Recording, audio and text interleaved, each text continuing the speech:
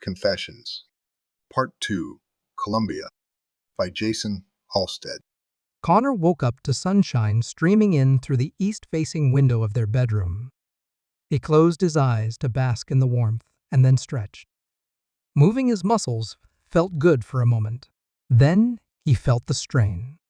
His legs, butt, and lower back in particular. They were sore. Why were they? Oh, that's right. He breathed as the memories of last night rushed back into him. His wife straddling him in the hot tub, slamming down on him hard enough over and over until the water was splashing out of the tub. He groaned at the sobering memory of wine glasses and a bottle breaking when they hit the patio cement. Then they'd come to the bedroom for round 2. And round 3. Sarah had been needy after everything she shared. Needy and vulnerable, which didn't really make sense. She was a machine. A killing machine, it turned out. How a professional assassin could be vulnerable, it didn't make sense. She was, clearly, but it flew in the face of everything he knew. Or maybe it was everything he thought he knew. It wasn't like Connor's social circle included killers and spies. The closest he'd ever come to that life was a boy in one of his math classes he taught whose father was in the FBI. She'd bared her soul to him last night. He believed her too, even if it wasn't real yet. He couldn't see his sweet, loving wife like that. Couldn't imagine her doing something like that. Not a memory of her face when she dumped who she really was popped into his head. The cold, detached look in her eyes. The hard set of her normally beautiful face. That look he could almost believe belonged to a killer. He sighed and threw the blankets back. Sarah was already up, of course. She always got up before he did. She liked to work out early in the mornings. Sometimes she worked out in the afternoon when he did too. She was a machine like that. He winced. He'd thought of his wife as a machine twice before he even got out of bed. Different context, but kind of related. He'd always admired her drive and self-discipline. Now he knew where it came from. The hardship she'd endured to turn herself into who she was. And, damn his soul for it, she was still the woman he loved, even if she did the things she did. He groaned as he stood up and made his way into the bathroom to brush his teeth and grab a quick shower. After last night's escapades, he needed the warm water almost as much as he needed to wash the sweat and sex off of him. He should probably change the sheets too. T-shirt and running pants later, he followed the aroma of coffee down the hall to the kitchen. Breakfast was sitting on a plate, waiting for him, a fried egg with melted cheese between 2 round pieces of flatbread. A cup of coffee was sitting beside it, soft brown with a splash of creamer and no sugar. His chest warmed at how well his wife knew him. This was their routine. He'd make dinner when she was home, and she'd leave him something for breakfast. Revelations or not, she was still Sarah Brody. Still his loving, devoted wife. He ate the sandwich quickly, both because his stomach was grumbling and because he didn't want it to be a distraction. The patio door was cracked open. He knew it was her way of telling him she was out there and he was welcome to join her. He rinsed the plate and loaded it into the dishwasher before grabbing his coffee and making his way outside. Good morning, tall, dark, and handsome. She greeted him from the lounger she was sitting in. She had a tablet in her hands, and she set it on the table beside her. You're darker than me. He winced at his choice of words. I make your hair, not. She smiled. I know. He shook his head and moved to take a chair at the patio table. He spun it around to face her and sat down in it. You cleaned up out here? Didn't want us cutting our feet. Neither one of us was smart enough to wear slippers out here this morning. He looked at her feet and noticed the fresh coat of burgundy paint on her toenails.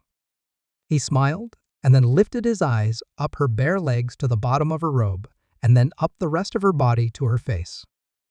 Are you still okay? With everything? Or maybe not everything, but with me. He smiled to reassure her. I am. It still isn't real, though. I mean, I see you and I think you're an angel. My angel, at least. You're loving and sweet and tender and caring, and is that redundant? Fuck it if it is. Tell me more. He laughed. Compassionate? Empathic?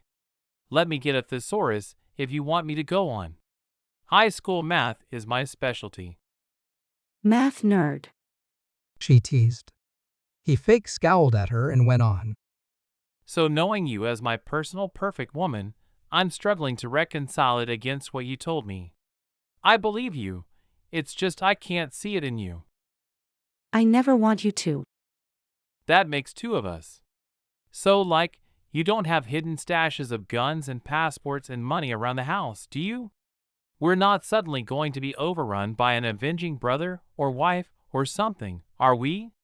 There's no survivor out there seeking redemption or something, is there? No, nobody's coming after me. What about the stashes? The muscle in her jaw flexed and relaxed. You do have gear stashed, I knew it. It's not just a movie thing. She chuckled. Yes, there are some things I can't control. For those I make sure I do everything I can to be ready and stack the odds in my favor. Wow. Look at it this way, we have more things we can do together now. I'm not going to go on a job with you. Oh no, not that. Never that. I meant some training. Going to the shooting range with me. Or maybe some light sparring. Seriously? I'm twice your size. I know, you wouldn't stand a chance. Doesn't even seem fair. Hey! Think about it. I think it would be fun. I know you like to shoot, but you never do it. I like to do a lot of things. She leaned forward a little. Her robe shifted, exposing her almost dusky cleavage. He tried not to focus on the peaks of her nipples, lifting the almost sheer fabric just a few inches away from the edges. Maybe it's time you did more of them. You like to stay busy, but maybe do it having fun instead of working so much. It's not like we need the money. You mentioned money last night a couple of times. How much do you have, anyhow? There's more than what I know about, isn't there? She nodded. Yes. Lots. Lots? We have holding companies in every country I work in. They pay fees to my company here in the States for our consulting services. You and Gail? Yes. But I've got some other offshore accounts too. Tax havens. Jesus. What I do is very expensive. Both the costs of a job and my price to do it. We could live the rest of our lives without any worries. We might need to move out of the United States though, just to be safe from tax laws. That you really have that much? I'm not saying we should. I mean, well, we're only in our 30s. Yeah, no, I'm not ready to retire. It blows my mind, that's all. Wouldn't mind getting out from under my student debt. We could do that, but we don't need to. Huh? Paying that off at once would raise a flag. No real need to do that. Especially since we don't need to. If we want to buy something else, we can. It doesn't hurt us to keep paying it off. Well, interest always hurts. She gave him a look. Sweetie, the positive interest I make in a day more than makes up for the bank's take on your loans. Connor blushed a little. Okay, I guess you know better than me. I only handle our joint finances. And you do a great job at it. Are you handling me? Maybe a little. I just don't worry about it, okay? We have to be careful, but we don't have to worry. Not about money. If not about money, then what should I worry about? I can guess because I know you, but I can't say for sure. I know what I worry about, and that's you. Why me? I worry you're going to hate me someday and never want to be with me again. Never. I hope not, but God, I had to tell you last night. I wanted to do it before I needed you so much that if you left me it wouldn't destroy me. I was wrong. It would. It's too late. Connor grinned and said, Oh, no pressure then. Stop. I'm serious. I love you so much it scares me. He swallowed his jokes down and nodded. He could see she meant it. This is exactly what I mean. How can someone like you, someone who is so loving and caring, possibly do the things you do? That's easy. Probably not what you want to hear, but it is. That's work. That's professional. I show up and I do the job. It's never the same job twice, so it stays interesting. Requires 100% of my focus and attention, and maybe that helps me keep it separate from this. From us. She gestured at the two of them to reinforce what she'd said. He leaned back a little and sighed. I just don't get it. I'm not leaving, not now, and not ever, but I just can't make both sides of the equation balance. She smiled a little. Math nerd. Okay, how about this?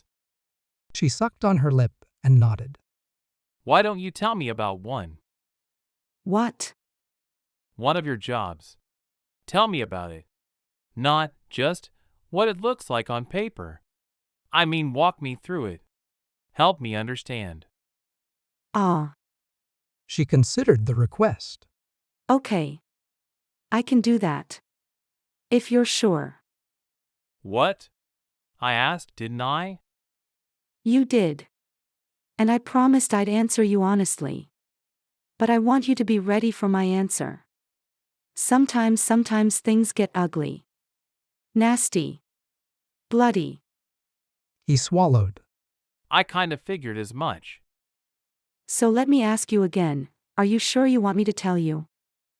I am. All right, let me think. Oh. And remember, unless I tell you otherwise, these happened before you and I met. All right? I'd ask you not to judge me, but that's kind of the point here, isn't it? I mean, if this is going to work, you have to know and you have to accept. Otherwise, well, I don't want to think about that. Connor took a deep breath and let it out. Yeah, I get it. And I'm not, like, into hot wives or sharing or anything. But I expect you had a social life before you met me. Or, other lovers. Her smile was small and kind of sad. I had Gail, that was it. And no. Gail and I have never been lovers, so don't think that. I have had a few dates, but not many. It was always the job. That was all I had, and all I thought I could have.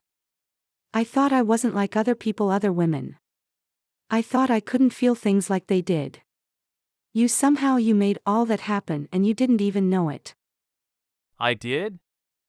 You don't even know how wonderful you are, but I'm trying to tell you. I'm just. Hush, you're wonderful.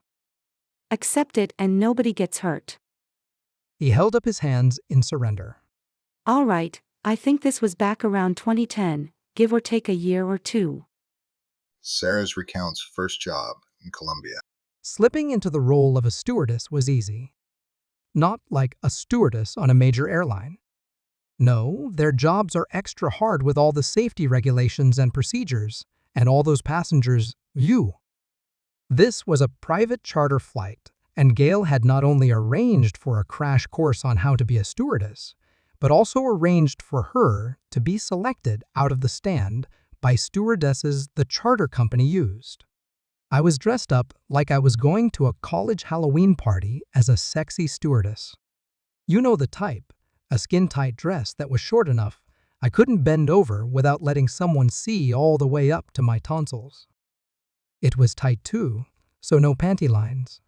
It pushed my tiny titties together nice though, and made me feel like I actually had boobs. That, my travel suitcase, a red wig, a tiny clutch, and fuck me heels were all I was allowed. Turns out, it was still too much.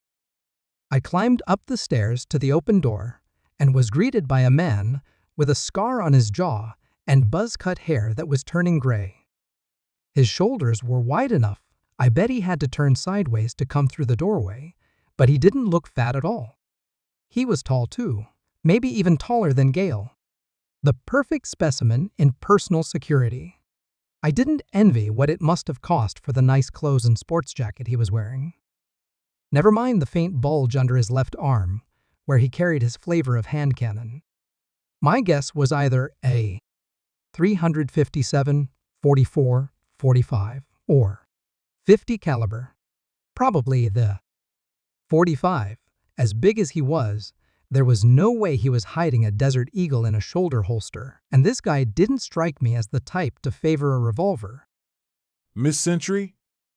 He asked me without stepping out of the doorway. Yes. I need to see your identification. Wow, okay. I unzipped my tiny purse and pulled out my wallet and showed him my driver's license tucked into the clear pocket. He took it and scrutinized it before turning his eyes on me. He looked me up and down, but didn't seem to be leering at all. He was all business. He stepped back into the main cabin of the Cessna and said, All right, come aboard. I'm going to need to search you. I stepped in and smiled. No way I'm hiding anything in this. He didn't take the bait. I'm going to need you to take your dress off, ma'am. You what? I need to search you. I'm sorry. I stood there long enough to seem like I was struggling with the violation of privacy. The thing is, I knew this was going to happen. My target was serious about security. The security firm he hired was elite. The pilot and I were the unknowns here, so that meant we got the highest level of scrutiny. I glanced at the open doorway and then took another step into the main cabin. This is all I've got on. I know. I can tell. I sighed and nodded my head slowly. All right, but no pictures. He cracked a smile for the first time and then got himself under control. You're safe with me, miss. I'm going to hold you to that. I handed him my clutch. While he looked inside of it, I put a hand on the back of a seat so I could pull one heel off. I switched feet and hands to do the other. Then I set them in a chair and turned around so my back was to him. Well, can you unzip me? He placed my purse next to my heels and reached out. I felt the pressure of his hands on my dress and then his fingers on my skin. It was just a touch in a safe place, but I felt how firm and touch his skin was. A little dry and scratchy too. He was what I thought of as a working man, no lotions or day spas for him. He unzipped my dress, and I reached up and slid it off my shoulders. I tugged it down my body like I said. It was tight and pushed it over my hips. I stepped out of it carefully so it didn't crumple or wrinkle or get dirty. Then I straightened, my back still to him, and asked, Is this okay? Almost. Can you spread your legs a little? I mumbled a curse under my breath and did as he asked. He didn't touch me, but I felt the plane shift a little as he moved. A few seconds later, he instructed, Okay, turn around please. I turned around slowly and resumed my position with my legs spread. I'd let a cute little landing strip grow down there, so there was absolutely nothing he couldn't see. He looked me over clinically and then squatted down, checked my crotch out from the front, and then stood back up. Thank you. I need to see your dress, please. I pulled my legs back together and handed him the dress. He examined it carefully, and after nearly a minute, he handed it back. Thank you again. I'm sorry for the inconvenience. Oh, no worries. Next time put on some music and maybe I could earn a tip. He smirked again and turned away. You can get dressed. I need to look in your luggage now. I was already getting my dress ready, but I paused to pull my suitcase around me and push it toward him. He took it, and I returned my attention to stepping into my dress and pulling it up. It got a little harder then, But that's just because the stupid thing was so tight. Once I had it back in place, I turned around and cleared my throat. Zipper, please. Oh, right. I felt his hand on my lower back.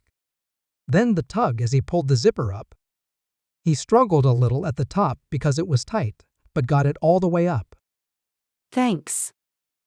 I turned back around and had to reach into the top and tug my boobs in place. Of course, I snagged one of my stupid giant nipples with a fingernail. Cold air or not, they're always ready to poke an eye out. Made for some very embarrassing wardrobe malfunctions when I was younger. Anyhow, I didn't scream, but I did curse and stomp a foot while holding my abused boobie. The security guard watched me with a twinkle in his eye, and I really wanted to give him a titty twister to see how he liked it. Once I was sure I wasn't bleeding, I finished adjusting my dress. I blew out a sigh and smiled at him. Sorry to break the illusion. It's not easy wearing something like this. Nah, it's all good. He assured me with that damn misogynistic smirk. Done with your bag too. You pack light. It's just an overnight trip and I don't plan on leaving the airport. I grabbed my heels and put them back on and then tucked my clutch into my suitcase. Can I get set up in the galley now? Yeah, as long as you stay on the plane, feel free to do what you need to. Mr. Jones should be here in just under 30 minutes. Mr. Jones. He smiled. That's all you need to know. Oh, right. Got it. I snapped off a weak salute. He smirked again. Want some coffee or something? I turned and made my way to the galley. It was only about 5 steps away and just outside the cockpit, so it wasn't like I was going a long ways away. I tucked my suitcase into a closet and made sure the door was secure. No thank you. I went to the galley and started working. Prep consisted of getting coffee ready in case it was wanted and making sure there were snacks and a meal on hand. The flight was a little over 7 hours, so they definitely want some service. How much service remained to be seen? That was the one bit of info Gale hadn't been able to find. I had the cabin fully prepped by the time the pilot boarded. He looked me up and down without even pretending to hide his interest. Well, it looks like we've got a great crew for the flight. I didn't bother looking at his belly rolling over his belt. I just put on a smile and said, I'm really looking forward to it, Captain. The passenger should be here in a few minutes. Captain, excuse me. The security guard called out. I need you to step back here quickly. Quickly? Yes, I have to do some checks. Oh, right. Unfortunately, I'm going to have to ask you to take off your clothes for me. It will be quick, but I have to inspect you. What the fuck? I've never... Sir, I was told you'd comply with our security requirements. Well, yes. It's just nobody's ever been that extreme before. I'll be up here. I turned away. I had zero interest in seeing this man naked. I did thank God under my breath that I'd gotten my strip search out of the way before he got on the plane. I wondered if the roles had been reversed. Would his dick have gotten hard enough to stick out farther than his belly? Now I had to keep from grinning at the naughty thought. I focused on rechecking the supply cabinet and doing an inventory on snacks, refreshments, cutlery, plates, anything I could find to keep me busy. It took a few minutes, but finally the security guard declared he was all set. Finally. The captain scrambled to get his clothes back on. He huffed past me and into the cockpit, still tucking his shirt in with one hand and pulling his travel suitcase after him with the other. Make ready, Mr. Jones is pulling up now. I keep thinking of you as the guard. I held out my hand. I'm Shelby. He gave me a generic smile and shook my hand. Gordy. That's a neat name, I wouldn't have guessed it. Least I can do after the show you gave me. I'm not too proud to accept tips. His smile turned genuine for a second, and then he was back to business and moving past me to stand at the door. A large tan SUV pulled up, a Ford Expedition I think it was, and the front door opened to let out another security guard dressed like Gordy. He opened a back door and a gentleman emerged wearing jeans and a Henley. He had fancy loafers, and though his salt and pepper hair was getting a little thin, it still covered his head with a stylish curl to it. This was Mr. Jones, aka my primary target. Another man walked around the back of the vehicle, and together they came to the staircase and then made their way up to Gordy. Welcome aboard, sir. The plane is secure. Excellent. Enjoy your flight. The guard winked at me as he stepped onto the ladder and then pushed the door shut behind him. I stiffened a little at that. I thought Gordy would be coming with us. He'd just been there to make sure the plane was safe. Now there was one less person to deal with. That almost made it too easy. Good morning. I greeted my target and his accomplice, aka secondary target. The captain is finishing his pre-flight check and we should be ready to join the queue to take off shortly. Can I get you gentlemen anything in the meantime? Mr. Jones looked me over like an experienced butcher, deciding if he should slaughter a cow for its meat. Nothing yet. His associate, a man in khakis and a short-sleeved light green button-up shirt, spent enough time admiring my legs, I had to fight the urge to make sure my dress was pulled down far enough. Soon, Chica. After we take off. Can you help me put my seatbelt on? You said she was a bitch you were forced to look after. I figured it out. See? Sweeten mine. I smiled at the would-be Latin lover. Of course. If you gentlemen are all right, I'll go check on the captain. They were already talking to each other in Spanish. I'd been dismissed, but I lingered long enough to listen and see if they were talking about me. They weren't. To them, I was just a mindless decoration for the flight.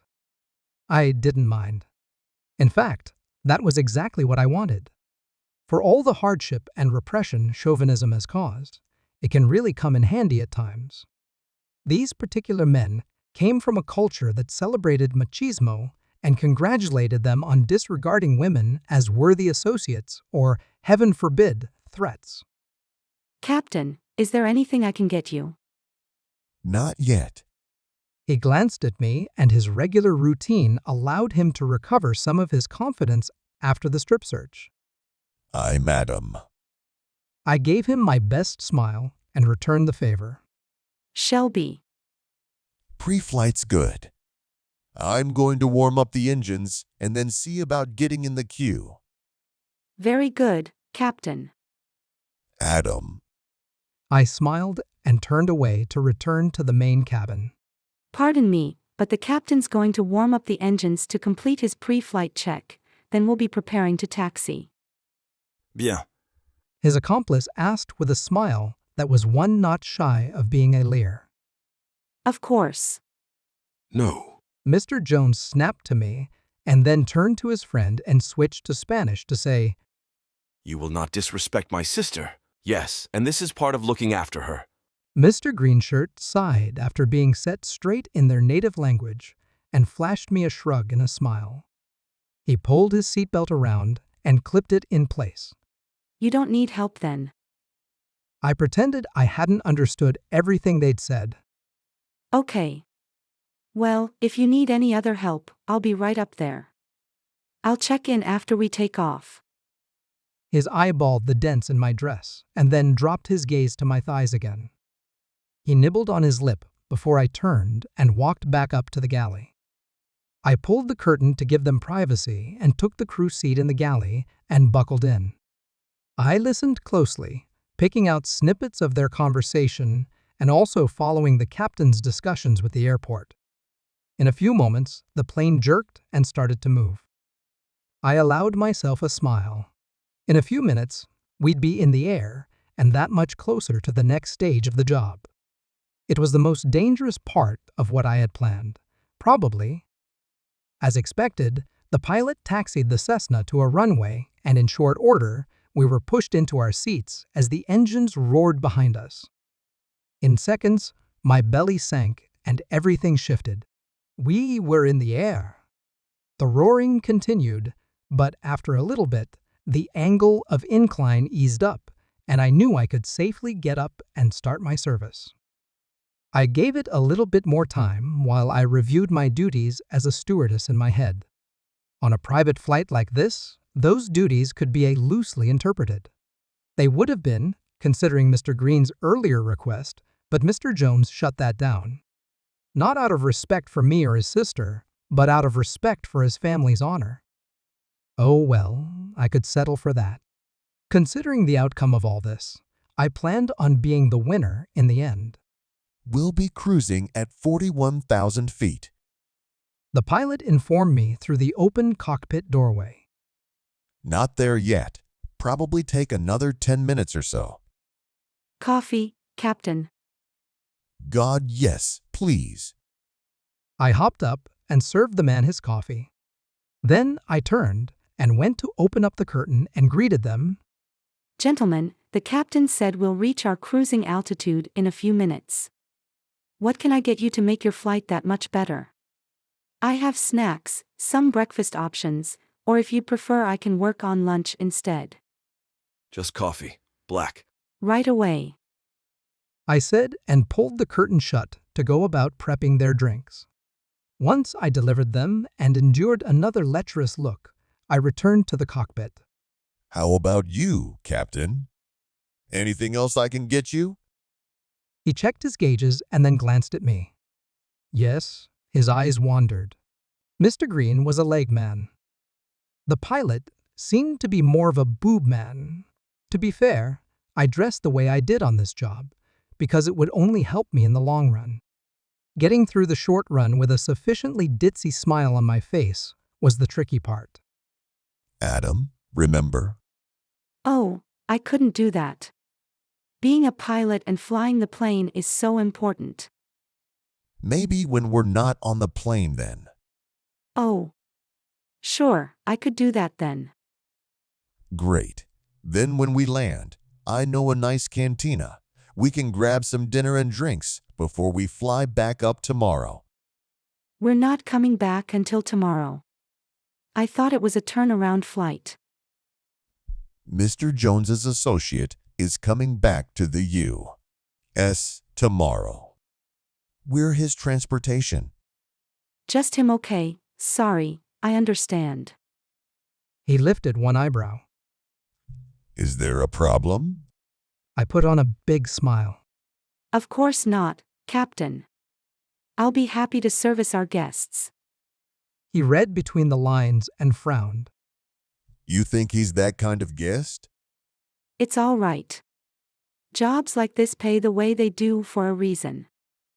He hesitated and then nodded. Okay, that's a good girl. I almost reacted to his condescension, but I kept a smile on my face. How about you, Captain? What can I do for you? You mentioned some breakfast? Do you have any muffins? I let a tiny giggle slip out and apologized to Susan B. Anthony and the countless woman right activists my actions were spitting in the face of.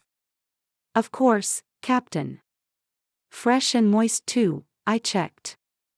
His cheeks colored even as he grinned. Sounds delicious blueberry then, sweetie. For now. Right. I moved to the cabinets and pulled one out of a basket I'd arranged earlier and then bent over to open a drawer that had plates and cutlery in it. Yes, I bent at the hips and not the knees. I listened while I gathered a plate and a knife, and I'm pretty sure I heard a sigh. I finished by grabbing a pat of warming butter and went back into the cockpit and handed him the plate. Anything else, Captain? No. This is excellent. You are excellent. Shelby. Thank you, Shelby. I'm really looking forward to tasting your muffin. I grinned, winked, and made my way back into the galley. The next several hours went like that. I checked on my passengers and made sure they were comfortable and content or as content as Mr. Jones would allow Mr. Green to be. I kept the captain caffeinated and even watched the gauges when he had to take a quick bathroom break. He explained how the plane's autopilot would keep them flying straight and level, and I wouldn't have to worry about anything. But it was still a good idea to keep an eye on it. I used the chance to ask a few silly questions to make sure everything I'd studied was true about the plane's controls and to make me seem utterly fascinated by his incredible skills and knowledge. It was almost too easy. Mr. Jones and Mr. Green were almost as easy to sucker into treating me as little more than a brainless party favor playing dress-up. I even got them to show a little interest when I rolled my ankle in my heels and staggered into a seat, and ended up flashing them as my legs parted and my dress rose up my thighs. Mr. Green's eyes were wide, but Mr. Jones rose from his seat to help me. Are you all right? He asked, as he positioned himself between Mr. Green and me to block the man's view. I twisted, so I slid off the arm of the luxury chair and into it properly. Oh, I'm so sorry. I'm all right, please don't let me interrupt your business. I just slipped. Some turbulence or something. I tried to stand and winced as I put weight on the foot I'd twisted. I shook my head and whispered a curse. I knew these heels were too high, but I really wanted to look nice. You are beautiful, Chica. I have a wife, a sister, and 2 daughters. I know what these shoes do to you. You deserve the best, Mr. Jones. I'll be fine. He smiled at me and knelt down in the aisle. I tried to protest, but he was already reaching for my leg, and he gently placed one hand on my ankle and the other on the back of my heel. Mr. Jones, please, I should be. Hush! He gently pulled my shoe off. He then did the same with my other leg and left me sitting there with my cheeks nearly as red as the hair of my wig.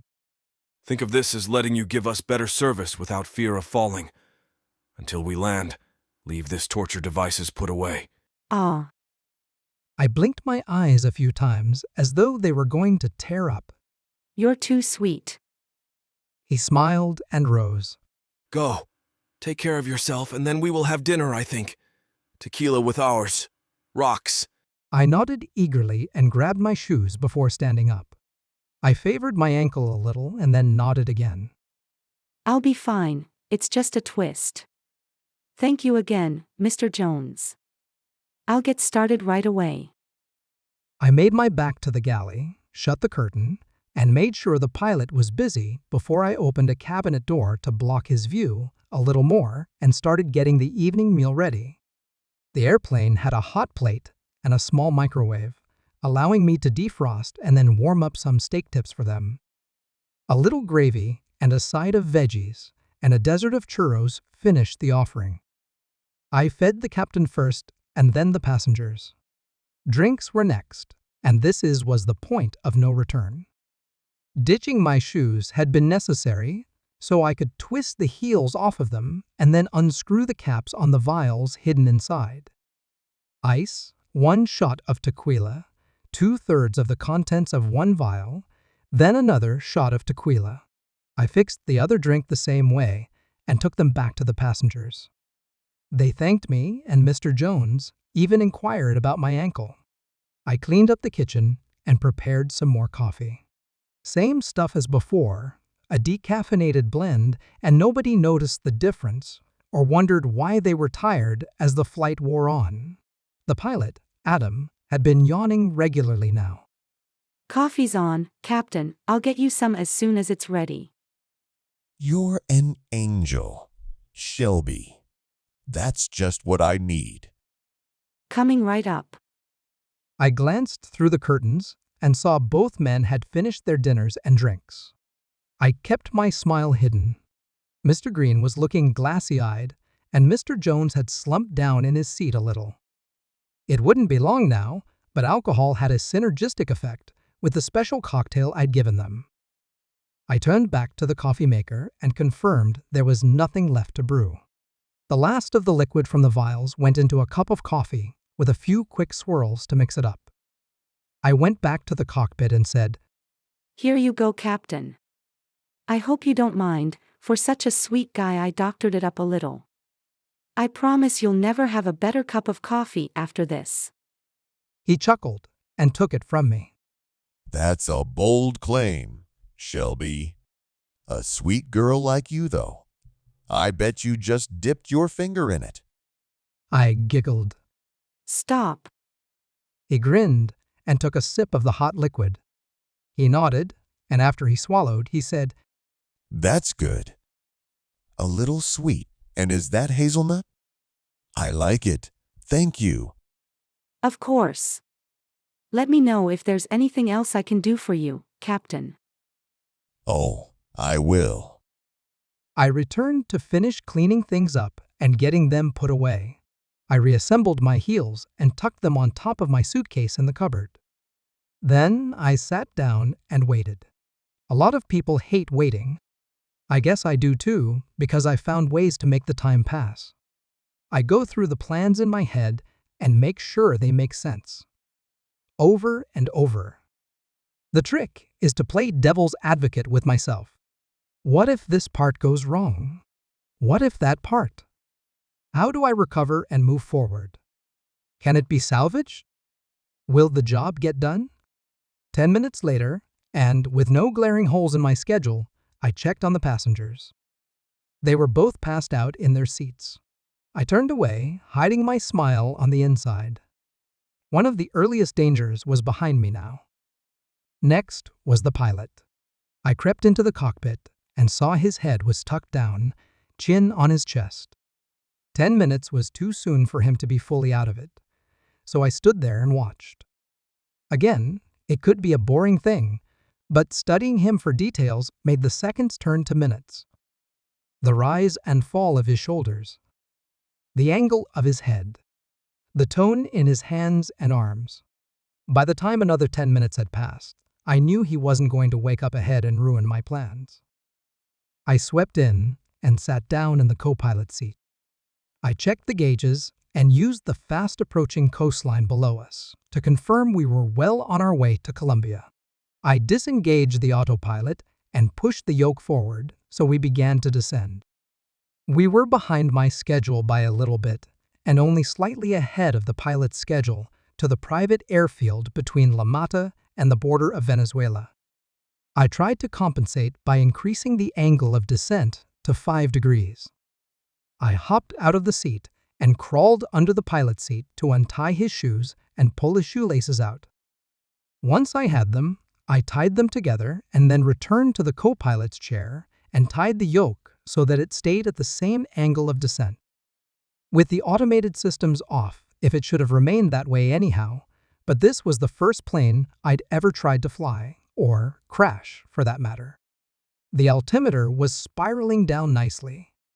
Quick math suggested we were probably dropping at least 3,000 feet per minute, more likely 4,000 or more. My clock was ticking faster than ever. I pulled the pilot out of the seat and dragged him back into the main cabin with the other two.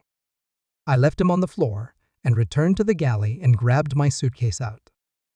Getting the zipper down on my dress was a little tricky, but I managed it and then bunched it up and tossed it on the floor near the captain. I wouldn't need it again, even if it was expensive. That's what the incidental fund is for. Underwear, a padded sports bra to keep my nipples in check, and then some leggings and a peasant blouse. Socks and sneakers went on next, and then finally, I pulled out a long skirt and wrapped it around my stomach until it was tight. I yanked down an oxygen mask from an overhead bin and used the tubing to tie around it and keep it tight. Dressed properly at last, I ripped open my luggage and opened up the sewn-tight pocket with a knife. Gordy had missed it because I'd kept him distracted with my zipper while he searched it. He might have missed it anyhow. It was pretty well hidden. Either way, I had my new ID and enough local currency to do what I needed. All that was left was in another cupboard in the back of the plane. My targets were sleeping soundly. Mr. Green had even drooled on himself a little. Better than drooling on me. A storage compartment in the back had the last thing I needed, a parachute. There were several in there, and I wasted a few seconds considering them. Ultimately, I stuck with the job and secured a parachute to my back, and then tugged the others out and took them to the galley where the door was.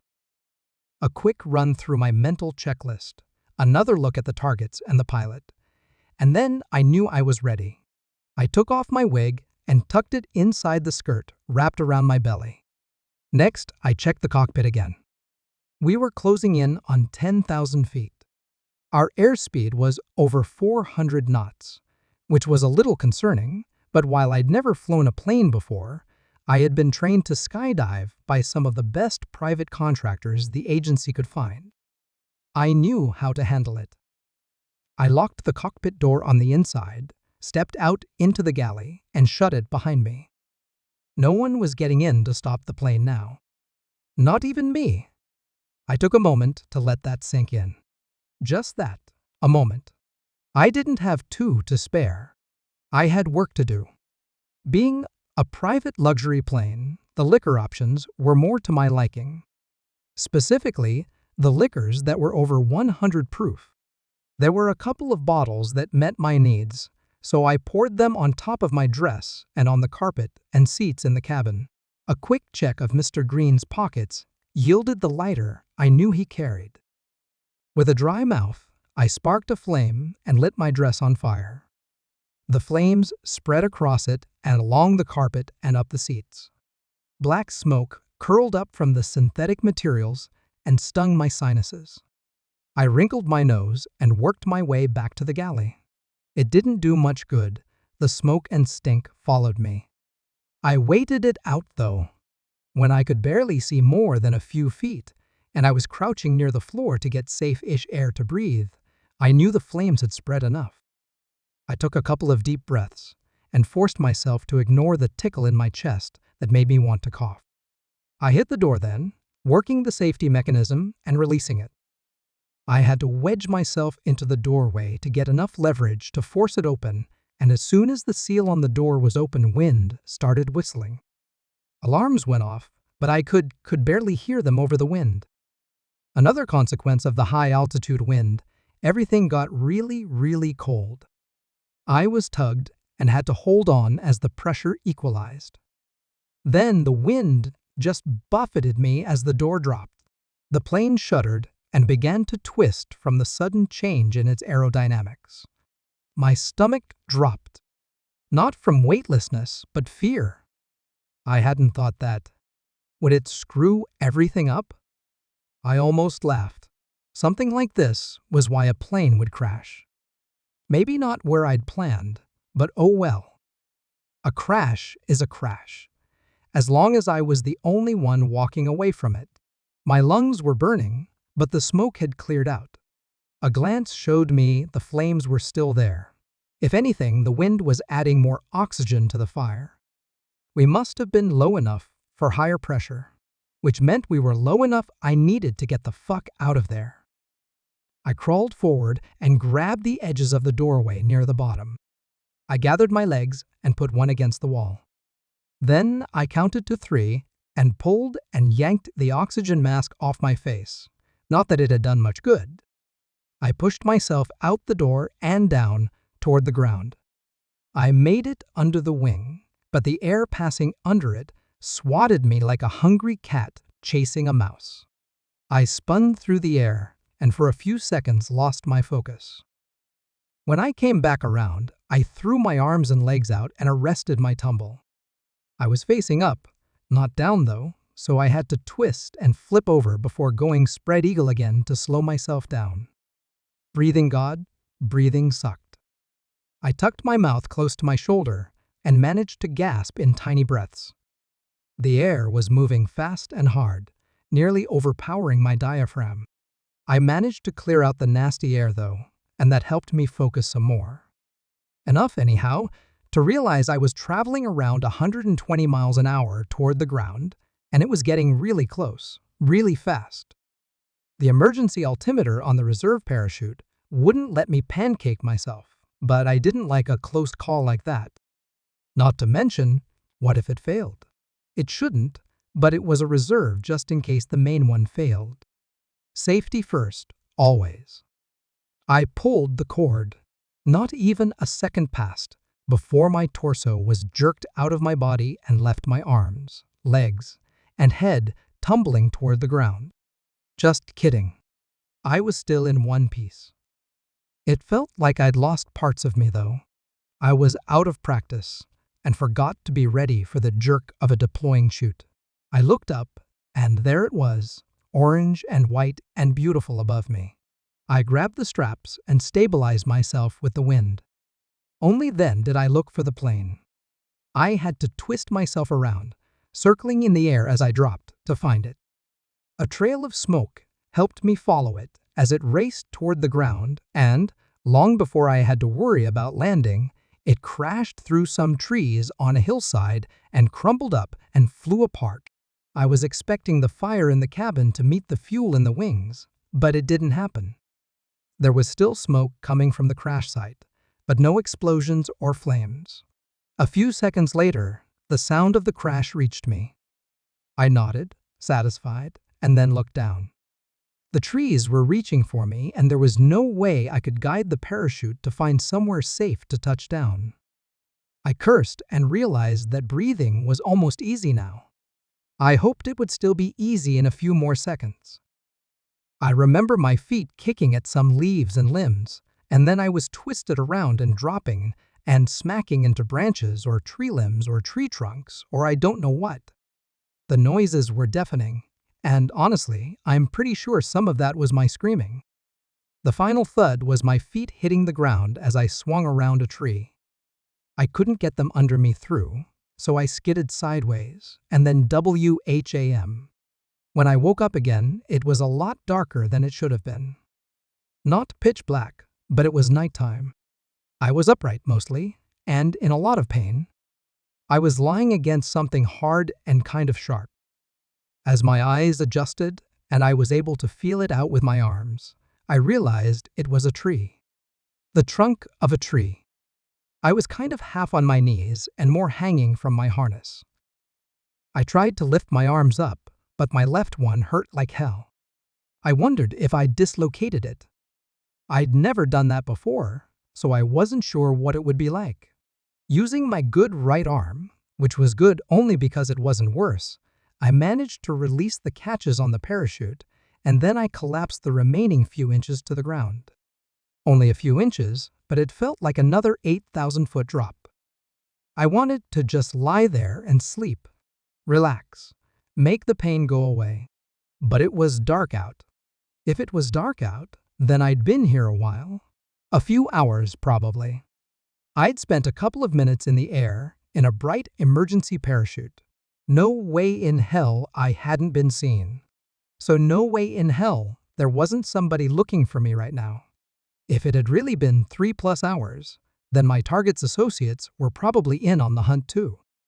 This was not part of my plan. I tested my body, moving everything I could still feel, and found that while they all hurt, they did what I told them to. Even the left arm, but it was on fire with pins and needles like parts of it had been asleep. Or maybe I had some nerve damage. Whatever, I could move, so move I had to.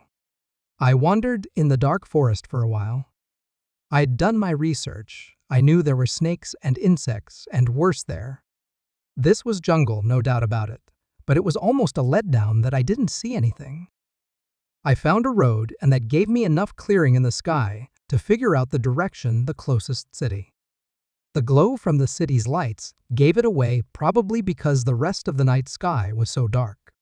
I mean, there were stars, obviously, and a sliver of a moon too, but big cities were far and few down there. With that in mind, I hiked toward the city and ducked into the jungle whenever I heard or saw a vehicle coming. There were only a few of them. One motorcycle and convoy of 2 vehicles. One was a pickup truck full of people, and the other was an SUV that was probably full too. Those 2 were the search party, I was sure. Once they passed, I broke into a run and made good time, even if I got a little sweaty. I made it to the outskirts of La Mata shortly after dawn and unrolled my skirt so I could put it on. I did my best to keep my head down still. I could see the scratches and dried blood on my arms, and I could feel how tender a few spots on my face and head were. I was probably bruised up pretty good. Maybe cut too, even though I didn't feel any scabs on my face or head.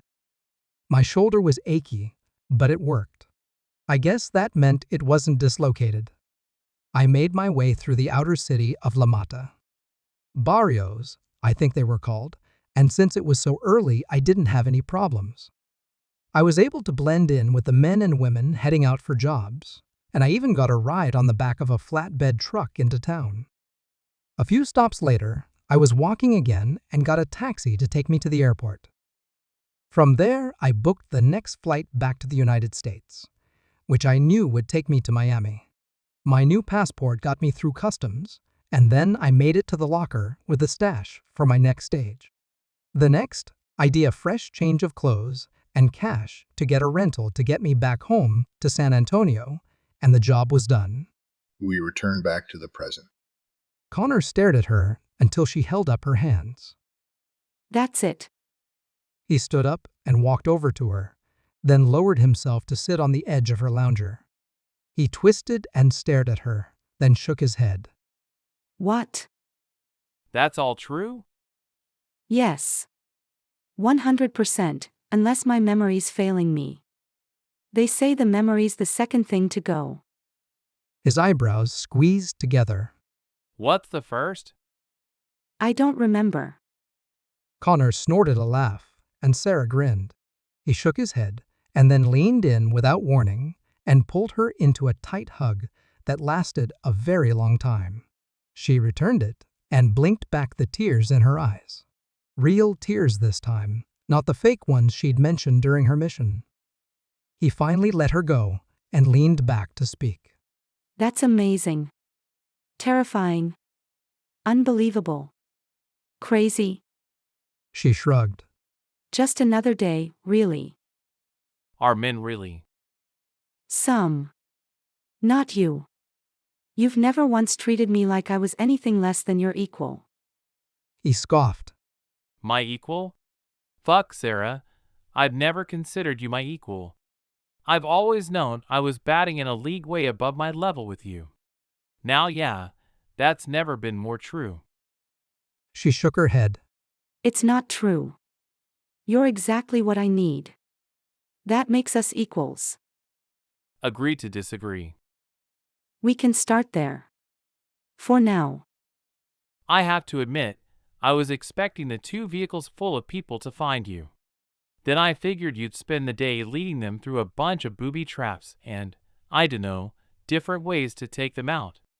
Some Rambo action or something. No, the job was for just the 2 men. The pilot, he wasn't part of it, but he had a history of harassing women, stewardesses, and using his position to force them into bed with him. That was sort of a bonus for me. If you want to know about a job like that, I've got one. Central America this time. Okay, oh wait. I love the bit about the liquid iocane powder. Iocane powder. What's that?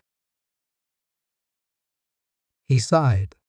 Another movie you have to watch. Okay. If it's with you, I'll try it. I'll try anything. He raised an eyebrow, and then realized even at his most creative, he was probably pretty dull compared to the things his wife had seen or done. That story had been fairly tame, really, but she'd started off that way on purpose, he was sure. In fact, out of all of it, there was only one thing that had almost made him interrupt her. There is one thing, though, that really upset me. She winced. I guess if it's only one, I'm a lucky girl. What is it? He reached out to her robe and gently pulled it back, exposing her pert breast. Her nipple was hard, just like she'd said it was.